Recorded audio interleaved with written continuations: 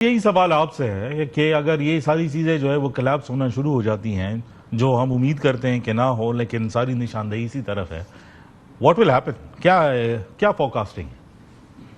دیکھیں of course caves ہی ہوگا، کیونکہ افغانستان کے جو اندرونی حالات ہیں، جو فوڈ سیکیورٹی کا ایشو ہے، جو لاکھوں افغان نوجوان واپس افغانستان گئے ہیں، بے روزگار ہیں، اور $7 بلین کا اسلحہ ان کے بیک یارڈ میں موجود ہے، تو ظاہری بات ہے 2+2=4 اسی طرف کیوس کی طرف جائے گا۔ لیکن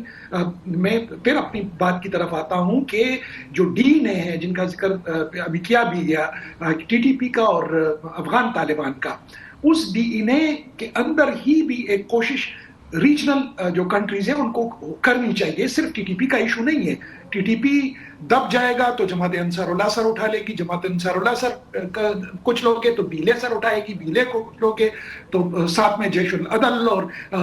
جو داعش ہے ان جیسی تنظیمیں اس افغانستان کی ایک ٹک ٹک بوم ہے۔ میرے اپنے خیال میں جو جہادی دنیا کے اندر ایک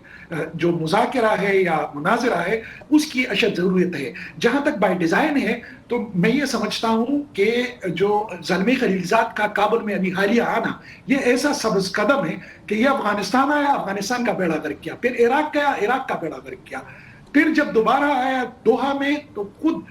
جو سابق افغان حکومت تھی اس کا بیڑا غرق کیا، اب دوبارہ آیا ہے افغان طالبان کے ساتھ ملنے، تو لگتا ایسے ہے کہ Afghan Taliban days are numbered, کیونکہ کیوس اور جس بائی ڈیزائن جس طرح امریکہ نے اس خطے کو چھوڑا تھا، وہ یہی سمجھ رہا تھا کہ جس طرح رشین نے چھوڑا، اور یہاں پر والی صورتحال پہ چونکہ وہ ایسا نہ ہو سکا تو اب انڈیا کو ریپلیس کر کے افغانستان کے اندر ایک طریقے سے جو پراکسی وار ہے جو ہمیشہ سے ویسٹ یا ویسٹرن الائز جو کھیلتے آئی ہیں، اس اور بھی ممالک کے بھی سٹیک ہولڈ جی میں اسی یہی